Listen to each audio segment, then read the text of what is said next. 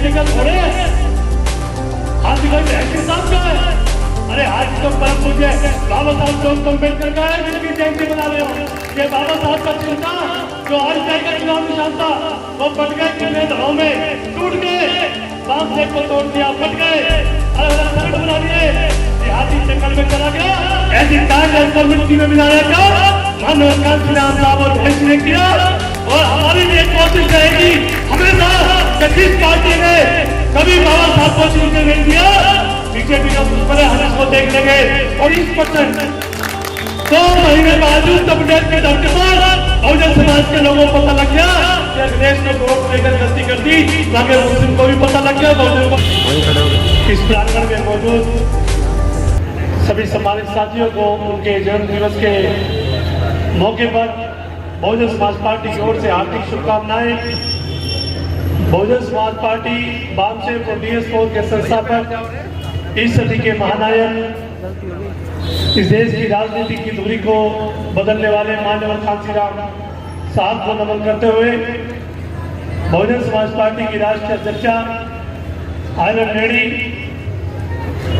देश के सबसे बड़े सूबे उत्तर प्रदेश की 4 बार मुख्यमंत्री रही, विधायक रही, एमएलसी रही, लोकसभा सांसद रही, राज्यसभा सांसद रही, विश्व की 8 सशक्त महिलाओं में जिनका नाम है, आयरन लेडी बहन हमारी मायावती जी को अपना आदर्श नेता मानते हुए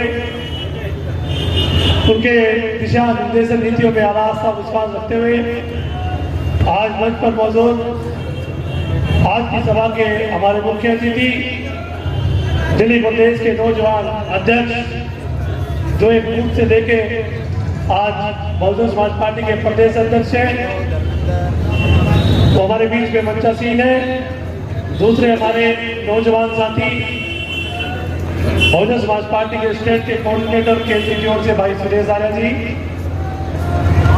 मंच का सफल संचालन कर रहे, बहुजन समाज पार्टी दिल्ली प्रदेश के सचिव और इस लोकसभा क्षेत्र के प्रभारी भाई एडवोकेट सुनील कुमार जी, दूसरे हमारे दिल्ली प्रदेश के सचिव भाई एडवोकेट परवेश चौधरी जी और हमारे लोकसभा क्षेत्र के लोकसभा प्रभारी भाई संजय सम्राट जी, मंच पर मौजूद इस गोपालपुर जिला के प्रभारी भाई केपी सिंह जी, भाई भूपेंद्र बेदरत जी और हमारे बीच में गोंडा जिले के प्रभारी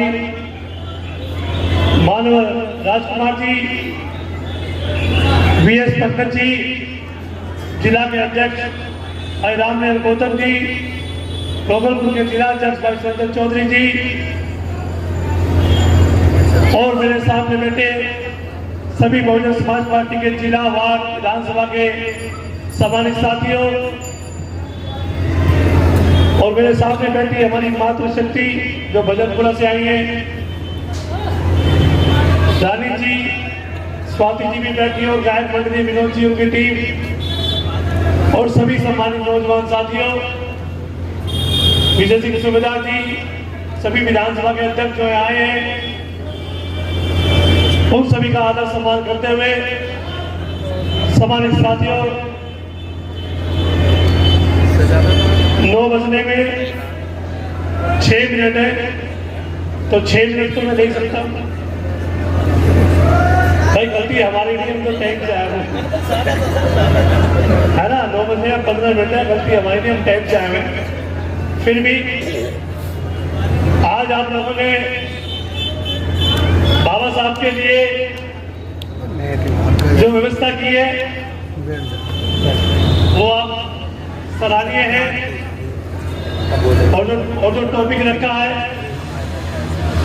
कि बाबा साहब का सामाजिक योगदान तो सबको मालूम है और जो आखिरी वो रखा है टॉपिक वर्तमान राजनीतिक चुनौतियां। अब उसके बारे में भी पूरा काम सुनील जी ने बताई थी कि भाई आसिफ के साथ बहुत है पहले भी थे, तो इससे बढ़िया बात क्या है कि जागर में सागर कर दिया, एक लाइन में सब कुछ बता दिया है। तो मैं आप लोगों से कहना यही चाहता हूं कि ये जो राजनीतिक जो विषय है, ये विषय कंडीशन ये है, ये हमेशा से रहेगी। जब तक इस देश में डेमोक्रेसी है, जब तक इस देश में लोकतंत्र है, जब तक इस देश में जमहूरियत है, जब तक इस देश में वोट से राजा बनेगा, जब तक ये राजनीतिक चुनौतियां हमारे सामने हमेशा से रहेंगी। क्या जब परम पूज्य बाबा साहब डॉक्टर अम्बेडकर थे, क्या बाबा साहब डॉक्टर अम्बेडकर के सामने राजनीतिक चुनौती नहीं रही? बाबा साहब डॉक्टर अम्बेडकर जिस सीट से जीत कर आए, जयसिंह खुन्ना से, जब ये बात बंटवारे के समय तय हो गई कि जिस बॉर्डर इलाके में 50% से ज्यादा हिंदू पॉपुलेशन है वो हिस्सा इंडिया में रहेगा, और जिस बॉर्डर इलाके में 50% से ज्यादा मुस्लिम पॉपुलेशन है वो हिस्सा पाकिस्तान में जाएगा। जब संविधान असेंबली को बनाने के लिए देश की आजादी से पहले 1946 में इलेक्शन हुआ, तो परम पूज्य बाबा साहब डॉक्टर अम्बेडकर को, बाबा साहब डॉक्टर अम्बेडकर मुस्लिम लीग के सहयोग से वहां पे चंडाल बिरादरी थी जो शेड्यूल कास्ट में आती थी, जिनको आज नमो सूत्र के नाम से जानते हैं। परम पूज्य बाबा साहब डॉक्टर अम्बेडकर पश्चिम बंगाल से, जो आज बांग्लादेश में है, उस बॉर्डर से वहां के मुस्लिम समाज के लोगों ने और चंडाल बिरादरी के जो आज नमो सूत्र हैं, उन दोनों लोगों ने, जिनकी आबादी उस इलाके में जो नॉन मुस्लिम पॉपुलेशन थी वो 55% थी, तो बाबा साहब डॉक्टर अम्बेडकर संविधान असेंबली में चुनकर जयसिंह खुन्ना से आए। पर गांधी एंड कंपनी के लोगों ने, जब देश का बंटवारा हुआ तो दो ही लोग चुनकर आए थे SC OBC के, एक मंडल और एक बाबा साहब। तो जिस हिस्से में वहां 50% से ज्यादा हिंदू पॉपुलेशन थी तो वो हिस्सा इंडिया में रहना चाहिए था, मगर गांधी एंड कंपनी ने ऐसा बंटवारा किया और बाबा साहब को बोल दिया अब पाकिस्तान में जाओ, अब आप पाकिस्तान के इलाके से जीते हुए आए। ये बात बाबा साहब ने, अम्बेडकर ने अंग्रेजों को बताई। मंडल जी तो पाकिस्तान चले गए और वहां की संविधान असेंबली, वहां की जो संविधान बनाने की कमेटी बनी वो तो उसके मेंबर बने, लेकिन परम पूज्य बाबा साहब डॉक्टर अम्बेडकर ने मना कर दिया और अंग्रेजों को बोला कि मेरा समाज, मेरे लोग यहाँ पर है, मैं पाकिस्तान जाकर क्या करूंगा। तो अंग्रेजों ने खुला कांग्रेस गांधी एंड कंपनी के लोगों को बोला कि या तो जयसिंह खुन्ना को वापस लो और नहीं तो हम भारत को आजादी नहीं देंगे। मजबूरन Congress and Gandhi and company को पता था कि जिन लोगों ने बाबा साहब अम्बेडकर को जिताकर भेजा, इन लोगों को सजा मिलनी चाहिए। अगर ये इलाका हमने इंडिया में ले लिया वापस तो डॉक्टर अम्बेडकर हमेशा से जीत कर आएगा और हमारे गरमान हर समय में पकड़ेगा। जब वो हिस्सा वापस नहीं लिया, अंग्रेजों ने आजादी देने से मना कर दिया, तो कांग्रेस पार्टी ने अपने एक मेंबर को बॉम्बे से रिजाइन कराकर उसकी सीट खाली कराई। तब बाबा साहब यहाँ से दोबारा इलेक्शन हुआ, तब बाबा साहब संविधान असेंबली में चुनकर आए और तब इस भारत देश को आजादी मिली। जब 15 अगस्त 1947 को भारत देश आजाद हुआ, भारत देश स्वतंत्र तो हुआ लेकिन गणतंत्र नहीं हुआ, यानी पूरी आजादी नहीं मिली, क्योंकि जब तक किसी भी देश का संविधान लागू होता नहीं है, उसके अधिकार, अपने कानून कायदे बनते नहीं है, जब तक वो देश पूरा आजाद होता नहीं है।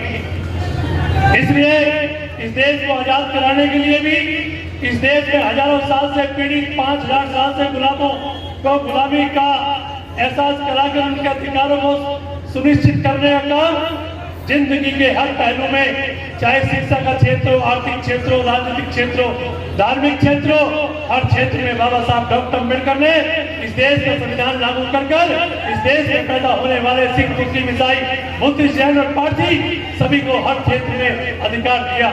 बाबा साहब डॉक्टर अम्बेडकर ने नौकरी में, मतलब नौकरी करने का, लिखने का, पढ़ने का, घर मकान अधिकार जीने का, ग्राम प्रधान, निगम पार्षद, MLA, विधायक, प्रधानमंत्री, राष्ट्रपति बनने का अधिकार इस देश में पैदा होने वाले हर बच्चे को, हर लोगों को दिया। और बाबा साहब डॉक्टर अम्बेडकर ने कहा कि जो भी सरकार बनेगी वो from the people, by the people, for the people, यानी लोगों में से बनेगी, लोगों के द्वारा बनेगी और लोगों के लिए बनेगी। ऐसा बाबा साहब डॉक्टर अम्बेडकर ने इस देश का संविधान लिखा। लेकिन बाबा साहब डॉक्टर अम्बेडकर ने यह भी कहा कि किसी भी देश का संविधान चाहे कितना भी अच्छा क्यों ना हो, जब तक इस देश में सरदार जी साहब डॉक्टर अम्बेडकर ने कहा था कि किसी भी देश का संविधान चाहे कितना भी अच्छा क्यों ना हो, जब तक उसको लागू करने वालों की नीयत साफ नहीं होगी, अच्छा से अच्छा संविधान भी मायने रखता नहीं है। और आप नीयत आज लोग देख रहे हो, आज भाजपा की गवर्नमेंट चल रही है, राजनीतिक चुनौती आप लोग देख रहे हो। इस देश में क्या डेमोक्रेसी है? क्या ये देश संविधान से चल रहा है? इस देश में इंटरवेंशन खत्म कर दिया। अरे वैसे नहीं कर पाए तो वैसे कर दिया। सारी नौकरियां थर्ड क्लास फोर्थ क्लास की सब लोग कॉन्ट्रैक्ट पे। अरे रेल बेच दी, सेल बेच दिए, सारे हवाई अड्डे बेच दिए, एयर इंडिया बेच दी, सारे बंदरगाह बेच दिए, सारी मतलब खदानें अडानी को देती, लोहा कोयला सब कुछ, हवाई जहाज, एक्सपोर्ट इंपोर्ट, रेल की पटरी, सब नौकरी, LIC का पैसा, जो PF का पैसा है, फंड का पैसा है, वो भी 1.5 लाख करोड़ दे दिया। लेकिन लगे हैं लोग कि ठीक है, बहुत बढ़िया, मोदी जी बढ़िया काम कर रहे हैं। ये मोदी जी आए थे तभी इनको OBC बना दिया, जनजात थोड़े ये तो ढांची के जनरल काम में थे। लेकिन जब इन्हें पता था तो RSS ने कहा भाई एक आदमी चाहिए, पिछड़ों का वोट 52% है इनकी जाति को, पिछड़ों में शामिल कर दिया। तो एक तो महात्मा गांधी आया था बनी, तो 55 रोड पे बैठा, इधर बाबा साहब का मेडिकल भवन था, उधर सामने वो बैठा, उसकी बकरी बादाम पीती थी, तो उसने भगा दिया। जब बाबा साहब की बात नहीं माने लोग, जब साइमन कमीशन आया, एक दिल्ली में एक बलिया और आ गया। पहले गांधी से पीछा छूटा था, वो जगजीवन राम को लिया आया, 40 साल वोट देते रहे। फिर VP सिंह आ गया, वो पासवान को लिया आया, उसने कहा नीचे धरती ऊपर आसमान, बीच में पासवान, उस घर में दिया जलाकर सदियों से दे रहा है। कहा गया उसके घर में चिराग ही पैदा हुआ।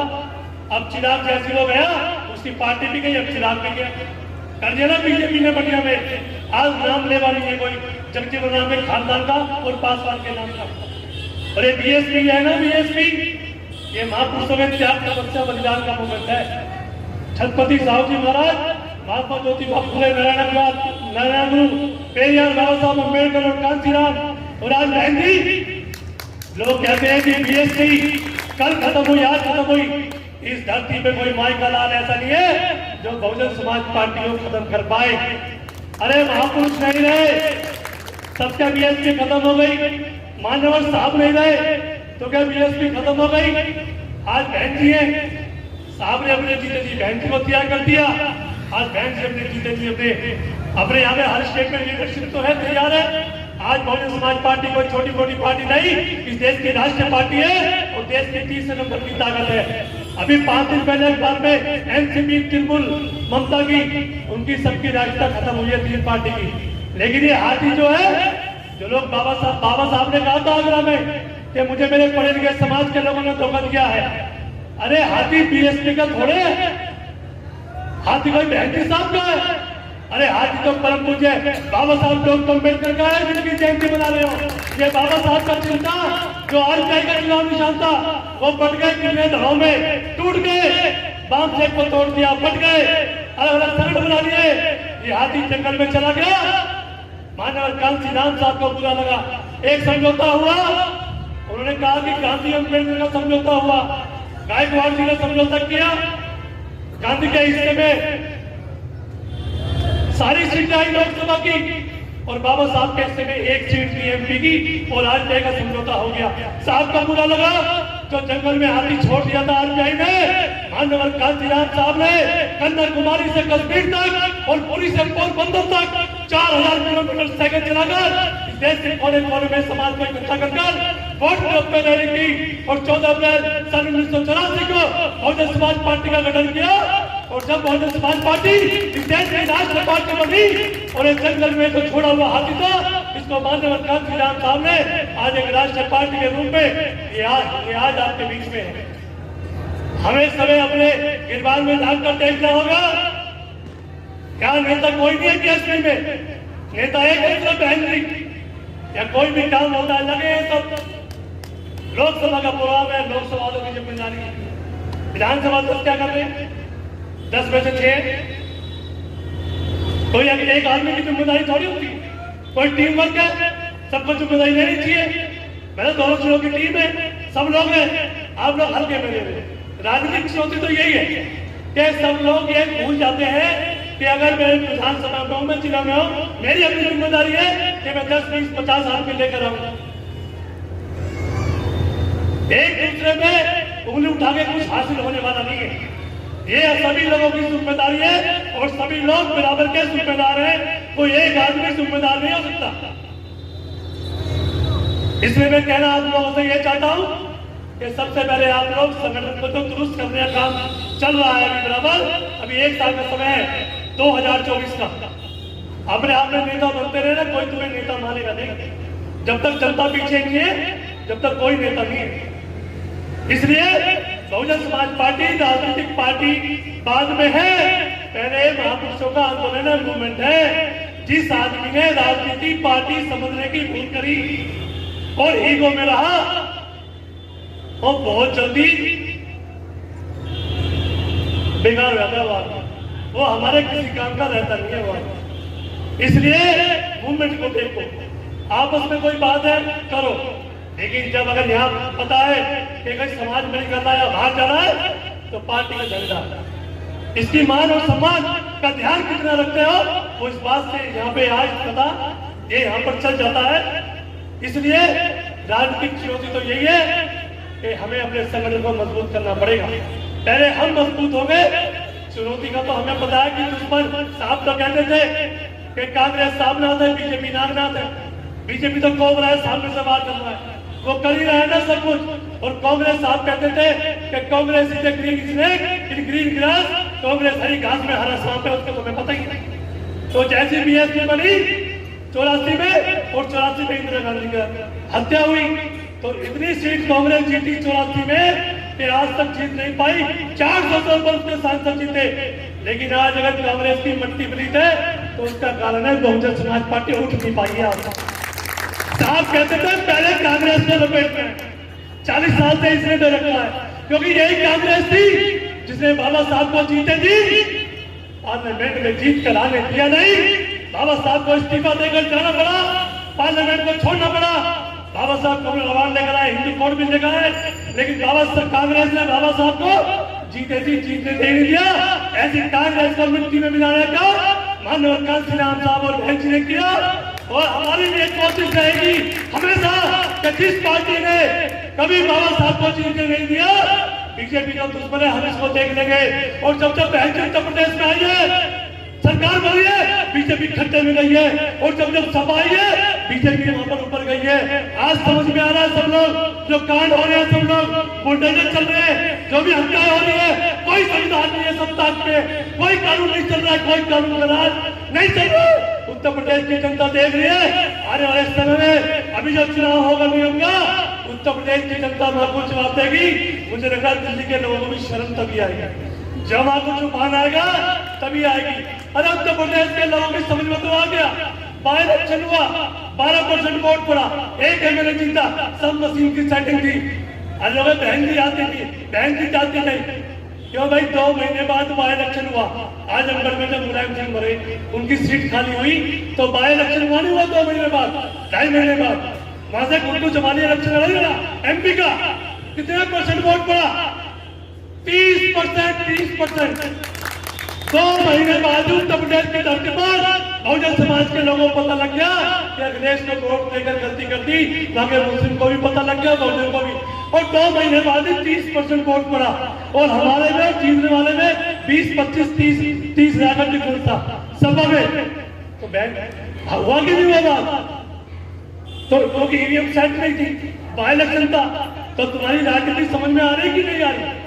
तो इसलिए इस मौके पर समय बहुत हो गया। हाँ हो गए भाई, 9 बज गए, अब मेरे हो गए पूरे 9:05 हो गए। तो मैं आप लोगों से यही कहना चाहता हूँ कि आप लोग बाबा साहब के बताए रास्ते पर चले। और सबसे बड़ी कीमत है वोट। इस वोट की हिफाजत करें, इसको बीएसपी के पक्ष में नामबंद करें, बीएसपी के मेंबर बनाए, बीएसपी के संगठन को बनाए। क्योंकि संगठन से संघर्ष होता है, संघर्ष से सत्ता निकलती है, और जो सत्ता निकलती है तो जो मतलब शासक होता है उसका सम्मान होता है। गुलाम का इस देश में कोई सम्मान नहीं होता है, क्योंकि ते जाते राजा नहीं, ते जाते ताजा नहीं।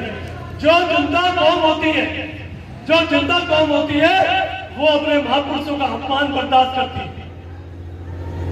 जो मुर्दा कौम होती है वो अपने महापुरुषों का अपमान बर्दाश्त करती है। जो जिंदा कौमें होती है, जिनकी रगों में बाबा साहब का खून दौड़ता है, वो अपने मिशन मूवमेंट को मजबूत करती है, अपनी पार्टी को मजबूत करती है। और साथियों, मन की लाज नहीं तो कल और मिलेगी, मनोबल तोड़ने की जरूरत नहीं है। आज मैं 100 लोग बैठे, साहब तो अकेले ही चले थे। किसी साहब ने कहा है कि मैं अकेला ही चला था, 94 मंजिल अगर लोग आते गए और कारवा बढ़ता गया, तो हिम्मत हारने की जरूरत नहीं, मनोबल तोड़ने की जरूरत नहीं। आज समय कल 200 भी हो गए, कोई हिम्मत हारने की जरूरत नहीं। बड़े हुए हौसलों से काम आपको करना है।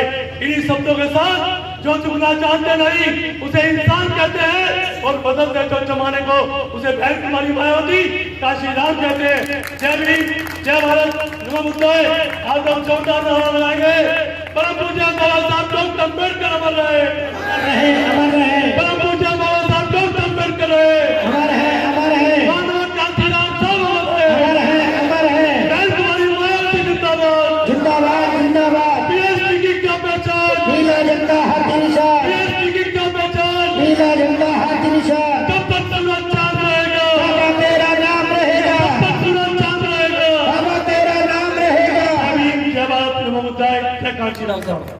वीडियो कैसी लगी आप अपने कमेंट्स के माध्यम से हमें बता सकते हैं, और चैनल को लाइक, शेयर और सब्सक्राइब जरूर करें। धन्यवाद।